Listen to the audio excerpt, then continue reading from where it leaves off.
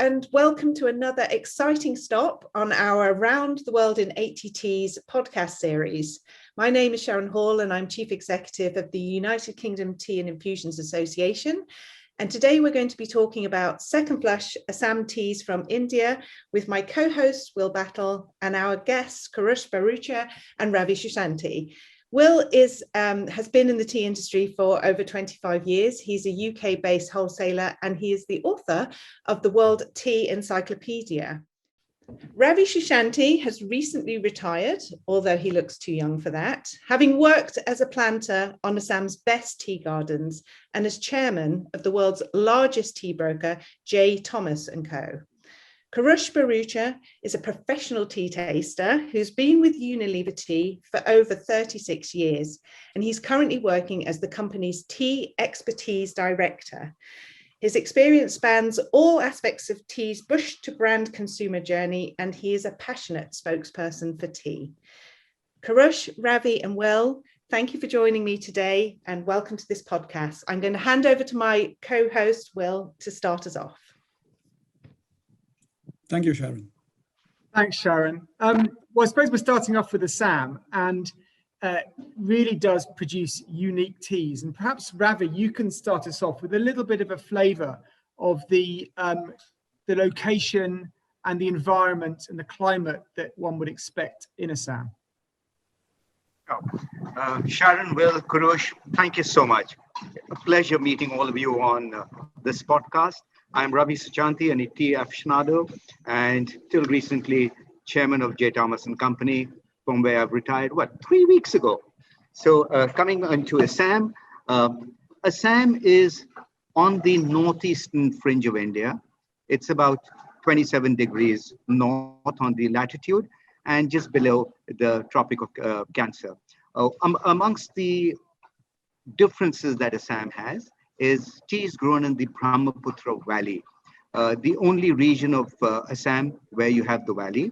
If you are comparing Assam with, say, Africa or Sri Lanka in South India, all those geographies are fairly close to the equator. So tea is grown on the hill tracts against Assam, where tea is grown on the valley. Because of this, you have a huge amount of difference between Assam and the rest of the geographies. So Assam has pretty much a 9-month season against teas which are grown on the equator or close to the equator, which are perennial. So Sri Lanka, South India, Kenya is where perennial teas are grown perennially. In Assam, teas are grown for 9 months of the year. And because of the geographical location, Assam has distinct flushes. In tea parlance, it's called flushes in India. The other countries call it harvest. So you have a spring harvest, which India calls first flush. You have a summer harvest, which India calls second flush, which is what we're going to be talking a lot more about today. And then you have the monsoon and the rains flush, where Assam produces the bulk of its tea. And we close the season with the cold weather, the autumn flush. So that's pretty much Assam. And Assam's second flush has huge amounts of rain, heat, humidity, which adds to a certain malty flavor that comes in from Assam.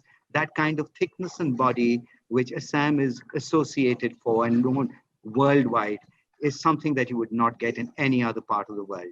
So that's Assam, introducing Assam for you. Fantastic, Ravi, thanks so much. One of the things that always it seems to me about Assam is, you alluded to it, that humidity and in the alluvial soils of the valley. Someone once said to me that you could stick almost anything in the ground and it will have grown by the next day. It's so fertile. Absolutely right. Assam, as you said, is alluvial soil. It's also sandy loam. And we have a saying in tea that if you throw a hockey stick into Assam, you'll have a hockey stick factory that's going to come through. The soil is that fertile.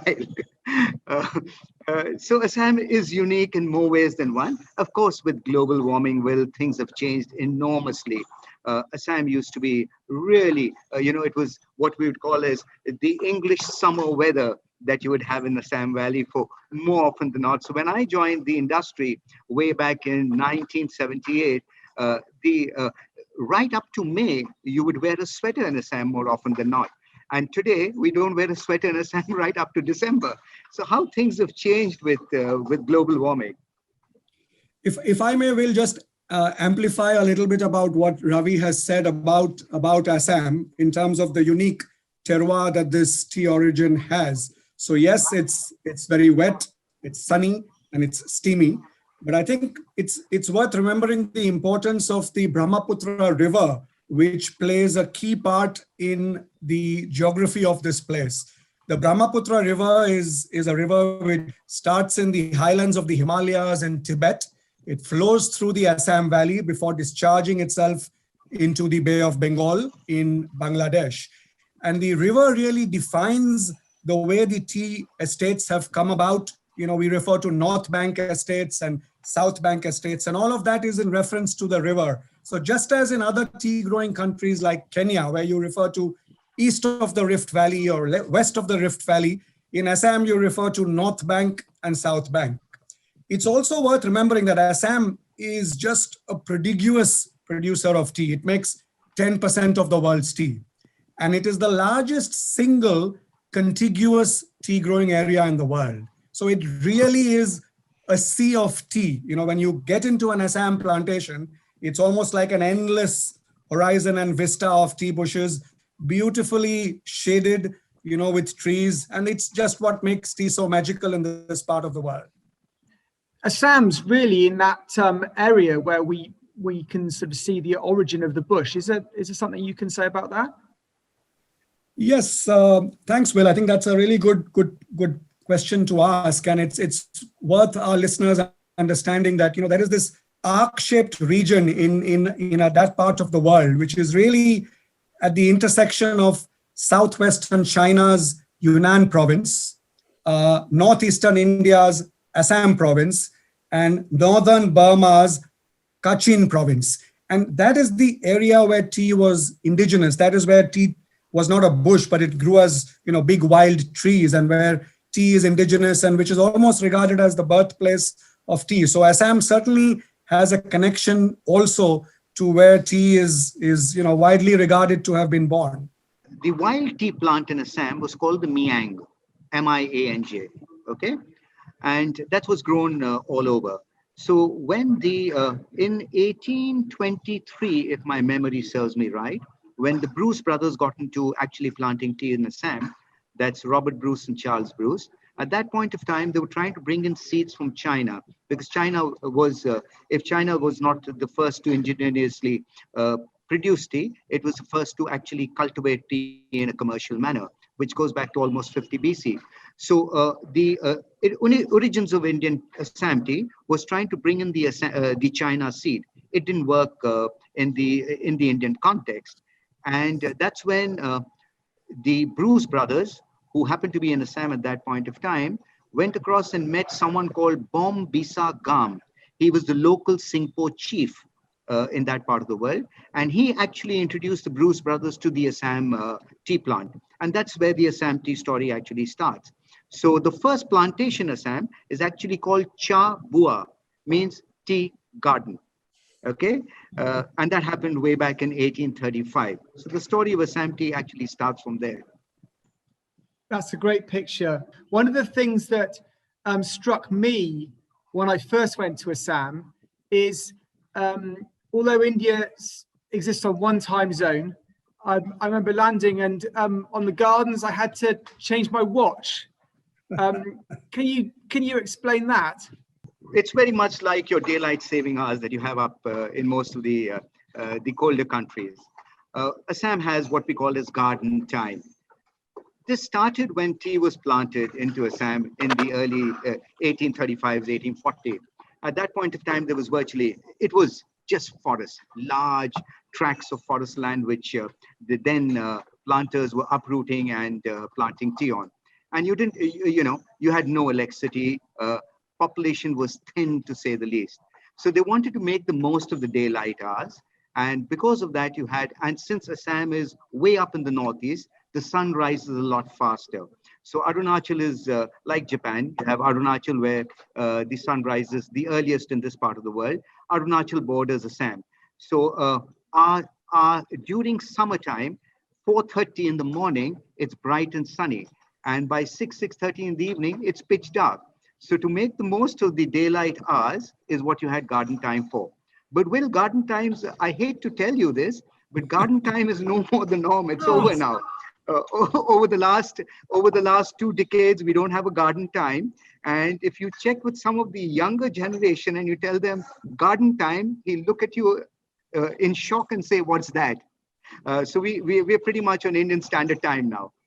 Yes, so I think it used to be this wonderful, quirky, 1 hour ahead of Indian Standard Time is what the tea industry in Assam used to follow. But unfortunately, as Ravi says, most tea garden staff and people who are working there, today everyone has a mobile phone and everyone knows the time. So it's unfortunately gone a little bit out of fashion. It's not in use now, but yes, it was a lovely sort of a little quirky thing. It was called Bagan time, and Bagan is the Indian word for a tea garden. So Bagan time used to be 1 hour ahead of Indian Standard Time.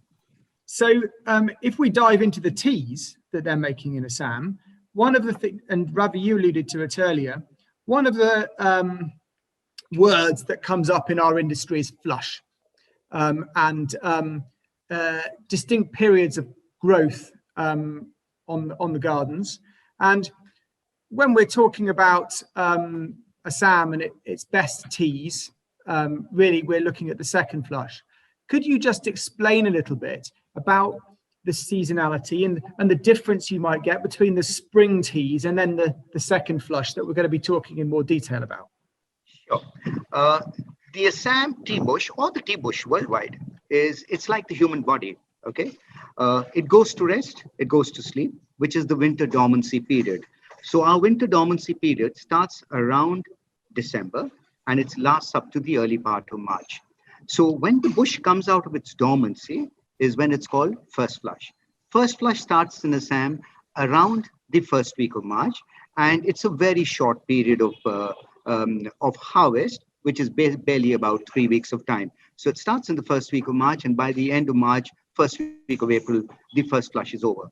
At this point of time, the bush characteristic is a little different. It's full of starch because it's rested. Its starch reserves in the plant are extremely high, and the color of the leaf, the tea leaf that you harvest, is a light pale green. The cup has very, very layered nuances to it. It's thin, it's green, it's bright. It has that freshly grassy cut flavor to it, which we call as green. But because of the starch, high starch and nutrient reserves and high caffeine content, and because first flush is rather short, those teas don't keep as well as second flush Assams do. Then, like the human body, after we've done a little bit of work, you need to go to rest for a little bit. You take your coffee break at about 11:30, 12, so that the bush does the same thing. It goes into Banji. So around the first week of Banji, the bush goes into a short period of recess, or lull as you would want to call it. Quality at that point of time is pretty ordinary, to say the least. And then post the coffee break, the bush is ready, revived, ready to work once again. And that's when the best harvest comes through, what we call a second flush. So second flush normally starts around the first, second week of May. By and large, the second week of May is when people say the ideal growing conditions take place in Assam. At that point of time, Assam is muggy, it's hot, it's humid, and the bush leaf color turns a pale yellow. Okay, at this point of time, second flush is on. Normally, most of us old school people, we've got a huge amount of marigold trees that are planted on most of the roadsides in Assam. So when the marigolds are in full bloom, it's when we say Assam's second flush is in full bloom. That's how we equate it with the marigold tree. So that's just some of the stuff that one picks up over a period of time that you're in the tea trade. So second flush normally in Assam lasts, as I said, from May right up to end June, first week of July. But what has happened is, again, because of global warming, and Kurush would correct me if he thinks differently, what I find is the best Assam second flush actually now comes towards the end of May rather than the second week of May. And it runs you right up to the middle of July because our monsoons have got delayed. In fact, more often than not, I tell my packeteer friends, better to buy a July tea, which keeps better sometimes than the early May teas. So that's second flush for you. Post second flush, that's starting July, August, September, October. 4 months of the year, North India harvests 60% of its production. So that's what we call in tea parlance as our peak cropping months. 60% of our production is made. So we could call it as a rains flush. You could call it as a monsoon flush. That's how it works. And post-October, it fades away into what we call as an autumn flush and a cold weather or a winter flush. So that's pretty much the production pattern in Assam. If you're looking to buy a nice second flush tea, what are you looking for? What are the characteristics that you're looking for in taste? And I think in terms of the flush, if I can just maybe add one or two things, it's a very unusual word which is used in the tea trade, this thing about a flush. And a flush really, I think for the lay consumer to understand is nothing more than a fresh outgrowth of shoots. So I think one of the most lovely things about the tea bush, and I'm turning a little philosophical here, is that it is unconditionally giving. You know, the tea bush gives you a fresh flush every 10 or 15 days. You pluck it and you collect it in your baskets and you turn it into tea. And then 15 days later, when you come back to that place, it's again unconditionally giving you. So I think it's such a beautiful expression of generosity that it doesn't expect anything in return, but it just keeps on, it's the gift that keeps on giving. So that's really what a flush is. And the unusual thing about Assam is that the Assam second flush, which is sort of world famous, is quite unusual in the fact that most other origins of the world, most of the super premium teas around the world really, romanticize and sort of premiumize their first flush. So spring teas, whether it's in Japan, spring teas, whether it's in China, spring teas, whether they are in Darjeeling even, spring teas are what most of the world's terroirs typically, celebrate. Assam is probably the only one which talks about second flush, which is actually it's sort of blue ribbon tea in the year. So it's a little unusual in terms of the second flush in Assam versus, spring teas in the rest of the world, which are very, very premium. I thought I'll just add that layer on to sort of complete the story that Ravi started. It's a great picture you paint, Kurush. And what are we tasting? What are we looking for in one of the teas? So I think if you look at Assam second flush, and I'm sure Ravi will bear me out, but for me when I think of the word Assam, I've almost sort of in my mind got A for amber, and that's the beautiful deep color of the cup that you get. S is for strong, which is the wonderful, when you say Assam teas, you're talking like, it reminds me of a weightlifter. Assam teas are hefty, they are full-bodied, and they are punchy. Yeah, so it's really like a bodybuilder. That's the S for strong. The other S, I would say, is for stimulating, and that stimulating is what makes it a picker-upper. An Assam tea is a picker-upper. It gets you out of bed. And why is that? Because of the rich levels of caffeine, which is in Assam tea, and that's what makes it so stimulating. The other A, I would say, is for astringent. So I'm moving on to ASSAM, as you will follow. And that is because of the tannins in the tea. So Assam teas have got this, sort of a slightly mouth-puckering, drying sensation that you get when you taste it. And then the final M is, I think, the sort of icing on the cake, which is that, typical maltiness, the mouthfeel, the thickness, the viscosity, the juiciness. It's all of these aspects. When I started in the tea trade, we would brew a cup of tea, and then my seniors would say, you can stand your spoon in a cup of Assam tea. That's how thick and viscous and honey-like and treacle-like it is. So that's what makes Assam tea, just such a pleasure. I think our tea board says it best. The Indian tea board, when it advertises Assam tea, they say, if strength is your weakness, then Assam is your cuppa. I love that.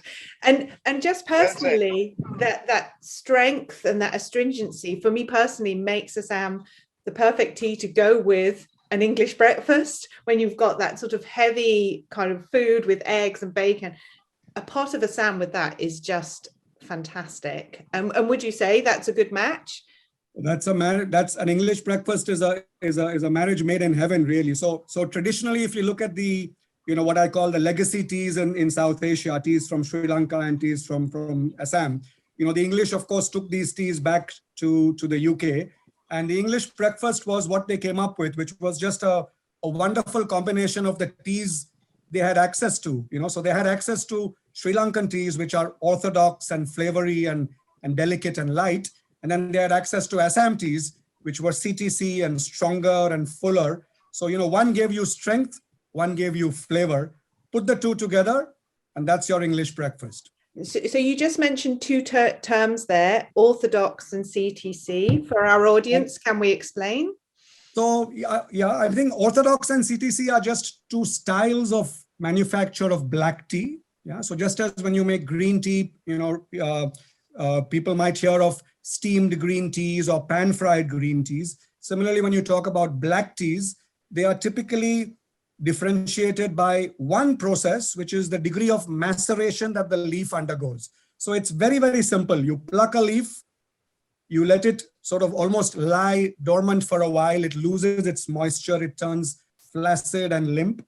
You then break the leaf and then you expose it to the air. So, to keep things very, very simple, that's the beauty about tea. When you look at tea manufacture, all it involves is reducing moisture, and all it adds is the air. And honestly, that is how tea is made. To cut a long story short, I can tell you about CTC and orthodox, but the magic is in its simplicity. And orthodox and CTC are just processes by which one is a gentler process, which is the orthodox black tea manufacturing style. It's almost akin to rolling a leaf on your palm round and round in a gentle way. And the other is a much more vigorous process. So it sort of it's much more vigorous. It chops it up. It, tears the leaf into hundreds of shreds. And as a result of these two processes, the resultant tea can be either slightly lighter or slightly stronger, slightly slow brewing or slightly quick brewing. And that's really what CTC and orthodox is about at a simplistic level. In the early years, there was just green tea and black tea. There was nothing called a CTC and orthodox. Orthodox came in only because CTC came into being. So the earlier teas were clean and black, and orthodox was the traditional way you made tea. Okay. The precursor to CTC actually is something called as a leg cut. Leg cut is nothing but a device that was used by the tobacco industry to shred its leaf. So the leg cut came into being, and sometime in 1940 is when the CTC came into being. Okay, CTC was primarily because we wanted much more cuppage. So if one were to do a yard scale, in orthodox per kilo, you would get about 200, 250 cups per kilo. And in CTC, because the steeping is much faster and because it's a denser product, and like Kurush said, the cell breakup is so much more vigorous and significantly more, you get a cuppage of roughly anything from 400 to 500 cups a tea. So today, with the consumer being on the run, on the go, nobody's got time, CTC is the more popular or the preferred beverage. But there are large parts of the world which continue to drink a lot of orthodox even today. Talking about orthodox, I'll tell you a story of how orthodox actually came into being. Kurush made this little sign of the leaf being rolled in the hand. That's exactly how orthodox used to be made in the early years. Then came in this planter from Kachar, which is a part of Assam, and there was no industry those days. It was all forest. So this planter came up with this novel idea, if I would call it. He put in tea leaves, he cut his trouser legs, and he put the tea leaves into the trouser leg, tied up two ends of the trouser, put it on a table, and inverted another table on it with the four legs standing up. And these two tables would be rubbed like that, and that's how the tea actually got rolled. And that's why even today, the orthodox table is called a rolling table. Okay? So these are strange stories that you keep come across. So planters are jack of all trades, master of none. But believe me, planters come up with the most ingenious ideas. To just finish that with a tail note, Assam is the world's largest producer of CTC tea. Absolutely right. Assam makes about 700 million kilos of tea. On a normal year, it's as big as Kenya and Sri Lanka combined, actually, in real terms. That's 4 lakh hectares of tea in Assam. Can I pick up on one of the points that you made earlier, Kurush? In your beautiful description of Assam through the letters that make up the name. You talked about astringency, and how would you drink a cup of Assam tea? Because for some, if it can come across as quite a strong tea, what would your recommendation be? So I think, yes, it can be a double-edged sword at times, because the tea is so overpoweringly, it is really a punchy tea.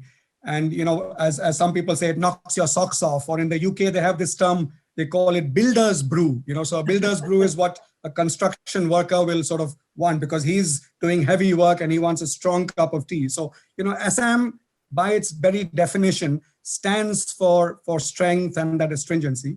The best way, I would say, to moderate that, again, and it's a little bit about horses for courses. So if I was to drink an Assam Orthodox tea, a second flush Assam Orthodox tea, which has got a lovely sort of a honeyed sweetness to it, I would probably drink it without milk. But if I was having a CTC Assam tea, which was really sort of gutty and viscous, then this is what I would be having. I would be having it with a dash of milk. And what the milk does is just to sort of make it a little smoother and take away a little bit of that sort of, rasping, mouth puckering, slightly drying sensation that the astringency of Assam can sometimes have. So some people might find, Assam tea a little too strong. And I think the best way that Indians have cottoned on to it is, by their invention of chai, which is, milk, spices, sugar, and Assam tea. That's great. I'm drinking mine. I've just added I've got a strong CTC here, and I've got some full fat Jersey cow milk, and it's a great combination. A lot of the people who drink Assam will tell you that when I do have my Assam, it fills up the belly. It's like a food that they're actually talking about. That's because of, like Kurush said, because of the viscosity that the tea has. So tea, a good Assam tea with a couple of biscuits or any other savory that you would want is an ideal tummy tucker, as I would call it. and also remember, India is a poor country. Tea is not just a little beverage that you have in the, like you might have in some of the Western countries. A thick cup of tea, it's almost soupy. It's almost like a little meal. Somebody will dip his 2 slices of bread, and for many poor people on the go and on the street, it's a mini meal in itself. So I think the beauty about tea is, again, how it evolves, in the culture in which it flourishes. I've seen written down that it has a raspberry jam quality. Can someone tell me more about that? That is a fading, that is not something that many people recognize these days. Unfortunately, it's a certain type of bush in certain parts of Assam, which was very peculiar to certain estates, or certain single origin estates. And I have a few at the back of my head, which will not mean anything to many of the readers. But if you grow up, tasting Assam tea, you will get familiar with brand names like Khobong, Bordubi, Kihang, Itakuli. These are typically tea gardens which had sections in them, which, when you processed, had this wonderful. When I was a trainee, we would call it BC, which stands for black currant. So we would say, this tea has a little BC, or it has more BC, or it's very pronounced BC. So black currant is one terminology. You referred to, Sharon, the other terminology, which is RJ, which is raspberry jam. And it's just 2 sides of the same coin. It's just a question of how different tasters would identify it. But it had this wonderfully sweet summer fruits, a black currant or raspberry, or call it, what you will. But that was the sort of hint of that nuanced taste which was there in this very, standout Assam tea. And I wish we would see more of that these days. But unfortunately, I think you see less and less as the years go by. Yes, it's a fading flavor, as Kurush has mentioned. You hardly ever get it now. When I joined the trade, you'd have enough and more, and the gardens have been named by Kurush, with Khobong actually being the outstanding one. That used to be the garden that would produce the maximum amount of raspberry jam flavored teas, and it came from a certain type of clone. But yeah, it's a fading trait. You don't really see too much of it now. A pity, though. Yes. I've got a question for you, Ravi, which is also picking up on on Karish's point about the strength and the power of Assam tea. You're standing in the J. Thomas tasting room as you speak to us, J. Thomas being the largest broking house in the world. And on a big day during the season, how many cups of strong Assam tea would you have to taste? And how did you cope? Wonderful. Okay, let me move away and I'll give the viewers a sight of our tasting room. That's about 65% of it, and the balance is beyond me. This is the single largest tea tasting room in the world. We liquor on an average 800 cups of tea in one round. If push comes to shove, it'll be about 1,000 cups of tea.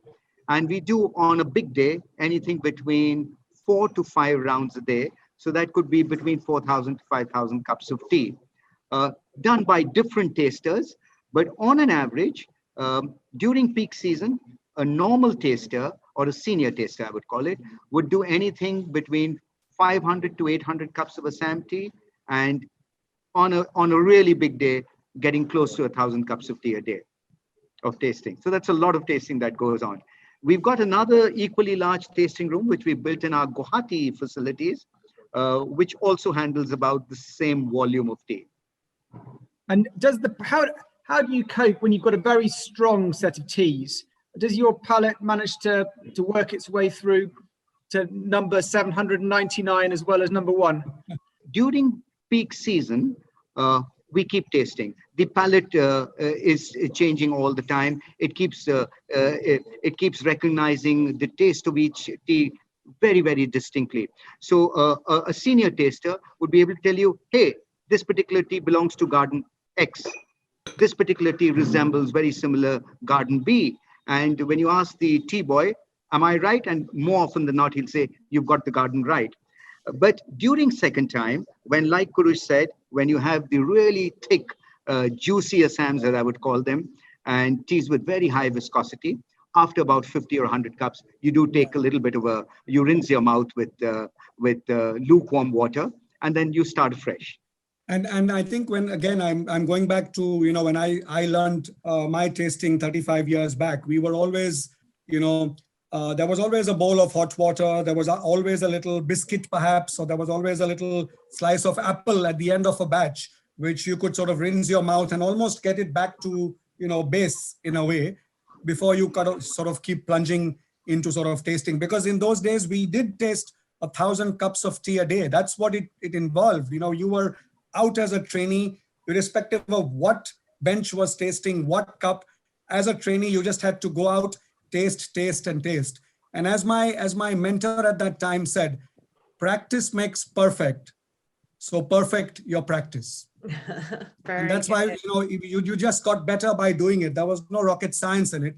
The more you do, the better you get. And unfortunately, that is something which, again, a lot of the new breed of tasters who come in need to understand that, there are no shortcuts to tea. It does take time to develop a palate memory. It does take time to familiarize yourself with origins around the world, and, let your palate, speak for itself. Yeah. I have 2 questions from the position of a complete novice. First question is, do you taste them with and without milk?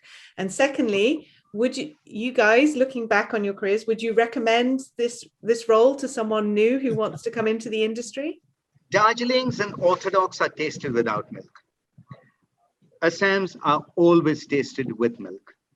That's how it's done. On an average, 2.5 grams of tea are used per cup in 150 mils of water, and the tea is steeped for about 5 minutes. You can't taste Darjeeling or Orthodox with milk. It doesn't work at all, particularly Darjeeling. You'll manage to get away with milk on a second flush thick malty Orthodox, but definitely not otherwise. CTC is almost impossible to taste without milk.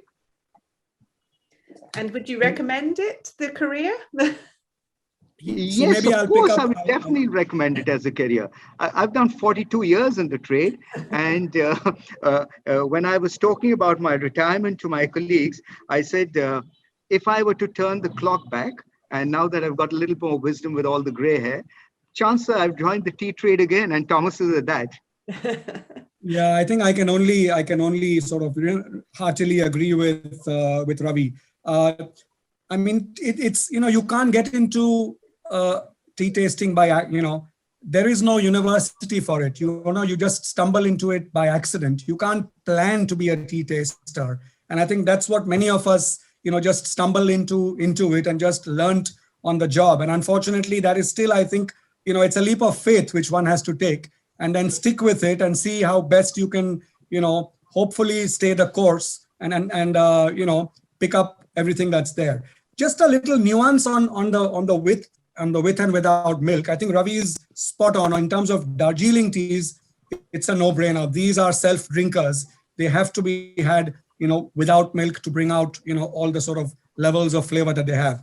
When it comes to Assam Orthodox tea, though, there are some countries in the world, like in Iran, which is a very, very big buyer of Indian Orthodox tea, where they don't have tea with milk.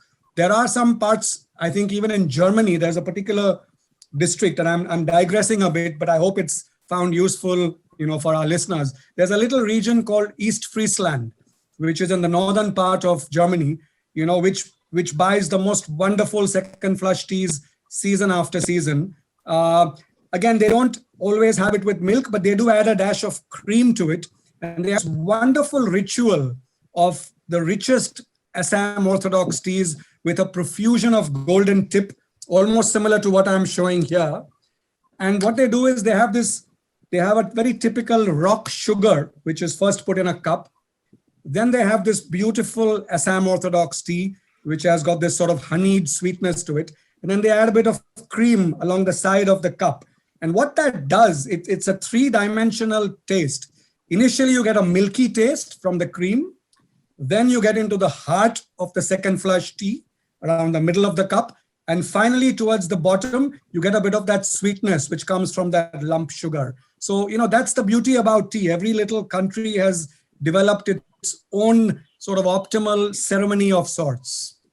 I think the East Frisian drinking tradition is a great comment point, because it just tells a story that there's not one way of drinking tea.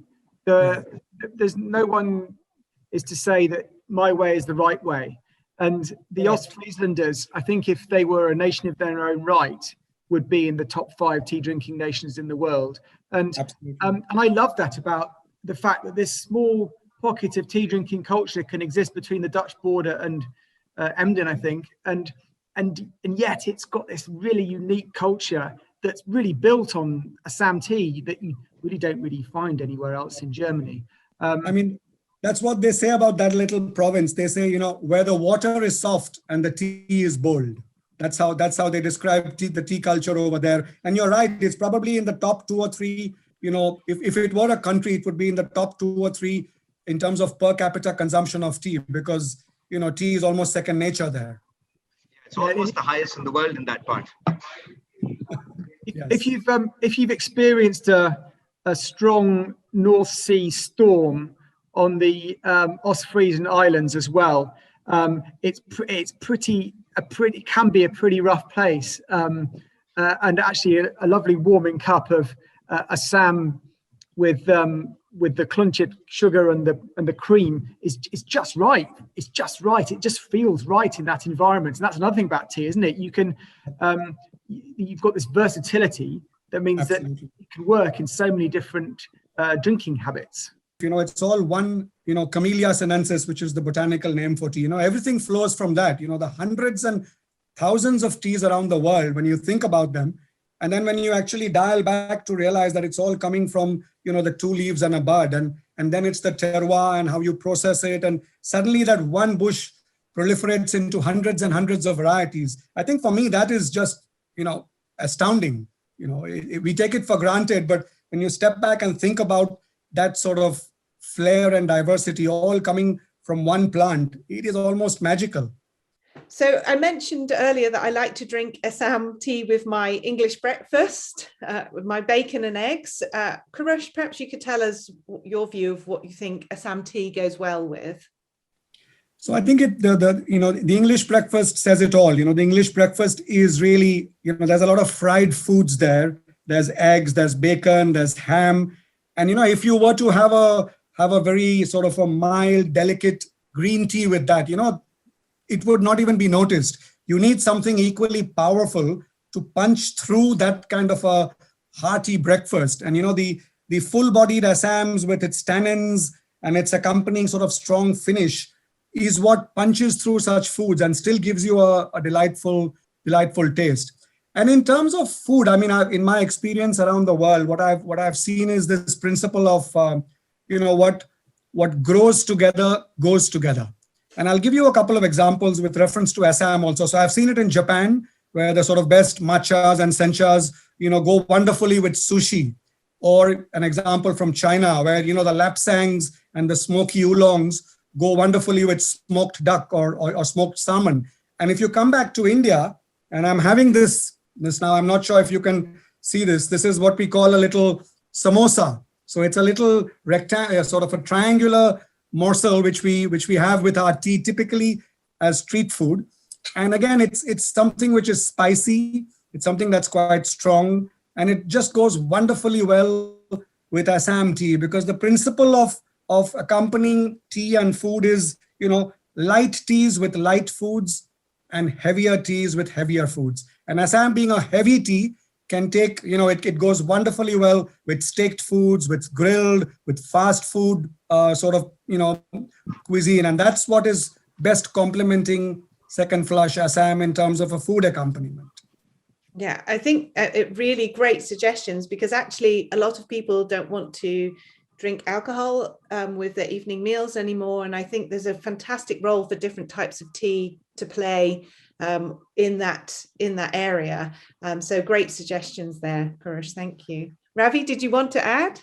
No, I wonder, since the podcast is up in the UK, that the pairing of tea and food started actually in the UK in 1702 by none other than Queen Anne, who started the concept of high tea. So, food pairing is as old as 200 years ago. But like Kurush said, Assam is a strong tea, and it requires to be accompanied by strong food. So typically, cucumber sandwiches are a great add-on with the English breakfast. So are cakes. If Frankies, if you guys have those, your part of the world, we call it rolls here. Frankies are great. Kurush showed you a samosa, which is either filled with potato or it could have minced meat in it. So basically, any savory item would go extremely well with a cup of strong Assam tea. And Will, we've already learned that you like to have your Assam tea with full-fat Jersey milk. What do you like to eat with your Assam tea? For me, it's my breakfast tea of choice, Sharon. Every morning, a fearsomely strong cup of Assam tea with some full-fat milk and an English breakfast, and it'll stand up to a strong English mustard or a brown sauce without any trouble, and that's what makes it such a perfect breakfast tea. I'm glad you said brown sauce, which is definitely what you should have with your English breakfast. I think we've courted a bit of controversy there. And the only Assam's great virtue is this great power and strength and maltiness and richness. And really, one of the few things you can't use it for is iced tea, and that's about it, really, because it's all of those things which give it that wonderful strength and body. The moment it cools, they precipitate, and it turns the tea cloudy. It looks like it had cream added to it. So really, apart from iced tea, I'd give it a try for almost anything. And that's a really interesting point you raise, Will, which is about the cream that we tea tasters, we describe the creaming quality of Assam tea, and what we mean by that is if you brew an Assam tea and without milk, and if you just allow it to stand for half an hour or an hour, you will find that it develops a sort of a haze-like precipitate on the surface of the cup, and that is effectively the separation of the caffeine which is happening in the solution. And in fact, it's a great hallmark for a high pedigreed tea. So we do actually ascribe great importance to a cup that creams really well. But as you say, because it creates that haze, if you were to make an iced tea out of it, an iced tea would be cloudy. And if you go to the southern United States, their idea of iced tea in a pitcher is for it to be completely transparent and clear. And therefore, an Assam tea just can't cut it in that context. So really it boils back to, horses for courses. I can definitely confirm that this lovely Assam tea is starting to cream up, and I've got that haze on the surface that you described, Kurush. So Got that oily sheen on it. Yeah. It's got that oily sheen. Okay, we're coming to the end of the podcast recording now. If I could just ask all three of you to sum up your views on Assam very briefly. Kurush, I'll come to you first. So thanks for that, Sharon. I think for me, coming from India and originating from India, Assam is always going to have a nostalgic association wherever I go in the world. And I hope this module has played its role in almost waking up your inner tirista, almost like your inner barista, I would expect. And I hope it turns you into an enduring Assam enthusiast. So happy drinking. Thank you, Kurush. Ravi? Yeah, okay. Assam, in my opinion, is a good for you beverage. With tea and health being a big thing in recent times, particularly post the pandemic, Assam is your cup of tea, as far as I'm concerned. And no wonder the early Chinese writers called it the elixir of life. They called it the jade brew, and it had a lots more that going for it. In fact, if you go back to mythological times in India, I'm sure most of you have read the Ramayana, which is a very popular text in our part of the world. And Sanjeevani plant, which was supposed to have saved Lord Ram, was supposedly the tea plant at that point of time. So it was a good medicinal plant then. It's a good for you beverage today. And well, all I know is it's a very tasty beverage and nothing like Assam tea for you. What really lovely. And the last word to my co-host, Will. I just hope that this prompts a few people to go and look for blends that have Assam in, because it's got character and interest and richness and strength and power, and all of those things create interesting teas. Even whether it's as a blend or on its own, it's definitely worth finding a little bit more about and trying some teas out. Well, Kurush, Ravi and Will, thank you so much for taking us on this tour of Second Flush Assam Teas as part of our Around the World in 80 Teas podcast series. Thank you so much.